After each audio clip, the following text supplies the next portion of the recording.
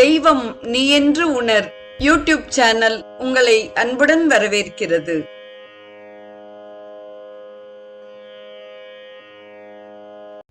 அன்பு உள்ளங்கள் அனைவருக்கும் இனிய சுபதின வணக்கம். ஒவ்வொரு நாளும் நாம் ஸ்ரீ லலிதா சகஸ்ரநாமத்தின் நாமாவளிகளின் விளக்கங்களை பார்த்து கொண்டிருக்கிறோம். அந்த வகையில் இன்று நாம் காண இருக்கும் நாமங்கள் 4, 5 மற்றும் 6வது நாமங்களாகும். 4வது நாமம் ஓம் சிதக்னிகுண்ட சம்பூதாயை நமக என்பதாகும். அறிவாகிய அக்னி குண்டத்திலிருந்து தோன்றியவள் என்பது பொதுவான பொருளாக அமைகிறது. தேவர்கள் இயற்றிய வேள்வி குண்டத்திலிருந்து ஸ்ரீ லலிதாம்பிகை மேலெழும்பி வந்தாள். அந்த வேள்வியானது வெறும் ஹோமகுண்டத்தில் செய்யப்பட்டதல்ல. சித் கூட்டல் அக்னி என்னும் அறிவு கனலிலிருந்தே அவள் தோன்றினாள் என்கிறது சகஸ்ரநாமம். ரகோயாகம் என்ற பெயருடைய அந்த வேள்வி நம்முள் நாமே செய்வது. நம் உடலாகிய யாக குண்டத்தில் அறிவாகிய தீயில் கெட்ட எண்ணங்களையும் தீய குணங்களையும் ஆகுதியாக இட்டு பொசுக்கினால் அங்கு தெய்வத்தின் தோற்றம் ஏற்படுகிறது.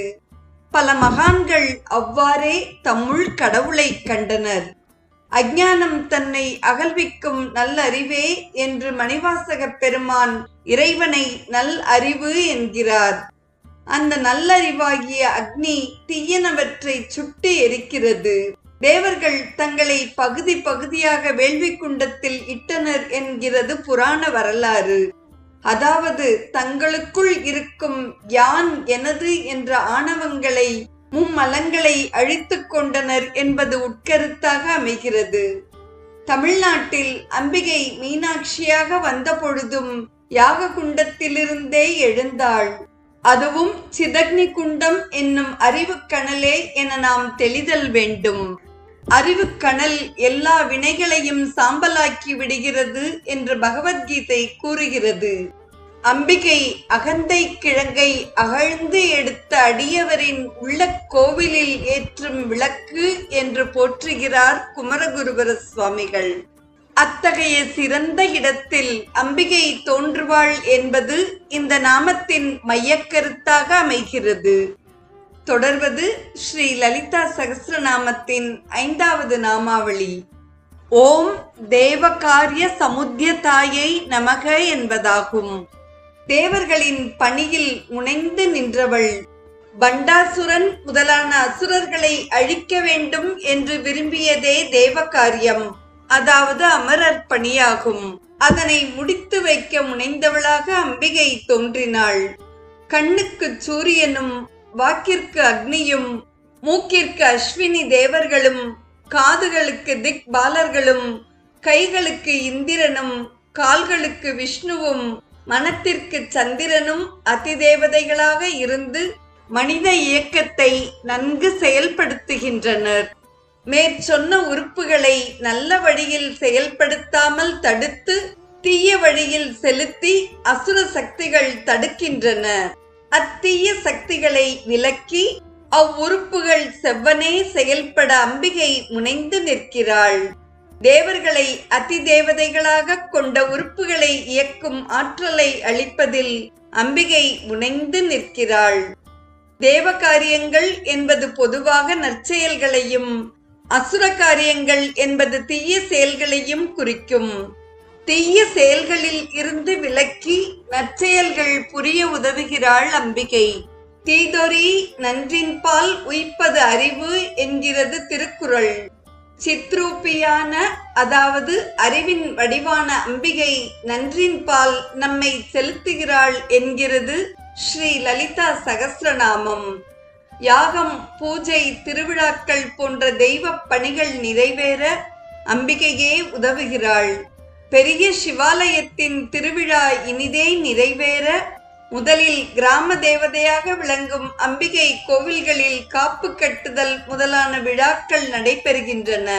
தேவர்களின் காரியங்களான வேள்வி, பூஜை, திருவிழாக்கள் முதலியன பூவுலகில் நடைபெற்றிட அம்பிகையே உதவுகிறாள் என்பது கருத்தாக அமைகிறது. தேவர் என்ற சொல் விஷ்ணுவை குறிக்கும் என்று கூறுவார்கள். விஷ்ணுவின் தொழிலாகிய காத்தல் நன்கு நடைபெற அம்பிகை முனைந்து நிற்கிறாள். மதுகைடபரை அழித்தல், ஹயக்ரீவாசுரனை அழித்தல் போன்ற விஷ்ணுவின் காரியங்களில் அம்பிகை முனைந்து உதவினாள் என்பது புராண வரலாறாக அமைகிறது. அவள் தேவி. அவளுடைய கணவன் மகாதேவனாகிய சிவபெருமானின் ஐந்தொழில் ஏற்றுதலாகிய காரியத்தில் முனைந்து துணையாக நிற்பவள் அம்பிகை என்று உணரப்படுகிறது. ஸ்ரீ லலிதா சகஸ்ரநாமத்தின் 6வது நாமம் உத்யத்பானு சகஸ்ரபாயை நமக என்பதாகும். 1000 உதய சூரியனுக்கு இணையான ஒளியை உள்ளடக்கியவள் என்பது பொதுவான பொருளாக அமைகிறது.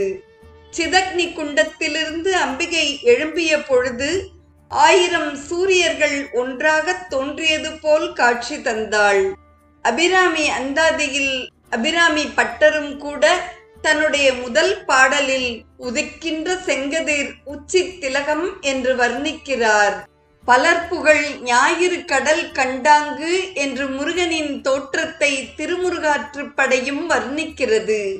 ஆதவன் எழுந்தவுடன் இருளும் குளிரும் நீங்கி உலகம் சுறுசுறுப்புடன் செயல்படத் தொடங்குகிறது.